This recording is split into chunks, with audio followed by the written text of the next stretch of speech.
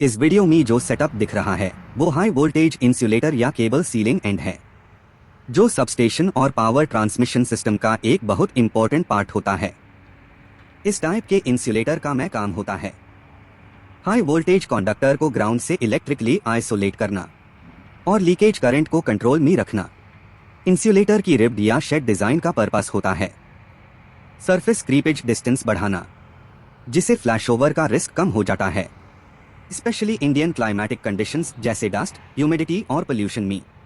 अब जो red colour का पोर्टेबल बॉक्स दिख रहा है ये इंसुलेशन रेजिस्टेंस टेस्टर होता है, जिसे कॉमनली मेगा कहा जाता है। मेगा टेस्टिंग का उसे ये चेक करने के लिए किया जाता है कि इंसुलेटर या केबल की इंसुलेशन हेल्थी है या नहीं, और कहीं मॉइस्चर इंग्रेस, एजिंग या इंटरनल डैमेज टू प्रेजेंट नहीं है। टेस्टिंग के दौरान instrument high DC voltage apply करता है और इंसुलेशन रेजिस्टेंस की वैल्यू मेजर करता है, जो नॉर्मली मेगा ओम में होती है। टेस्ट से पहले और टेस्ट के time proper earthing, safety gloves और सेफ अप्रोच डिस्टेंस फॉलो करना मैंडेटरी होता है, क्योंकि ये एक हाई वोल्टेज रिलेटेड एक्टिविटी है। इंसुलेशन टेस्टिंग यूजुअली कमीशनिंग से पहले की जाती है और पीरियोडिक मेंटेनेंस के टाइम रिपीट होती है, ताकि एनर्जाइजेशन के बाद कोई अबनॉर्मल कंडीशन क्रिएट ना हो।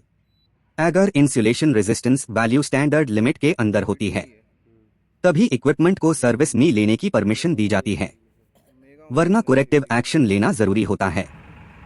वेट वेदर, डस्ट अक्यूमुलेशन या सरफेस कॉन्टैमिनेशन के केस में टेस्टिंग अवॉइड करनी चाहिए, क्योंकि इसे फॉल्स लो रीडिंग आ सकती है।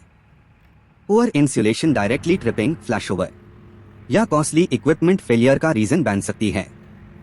सिंपल शब्दों में कहा जाए तो ये पूरा प्रोसेस इंश्योर करता है कि high voltage system safe, reliable और लॉन्ग टर्म ऑपरेशन के लिए रेडी है।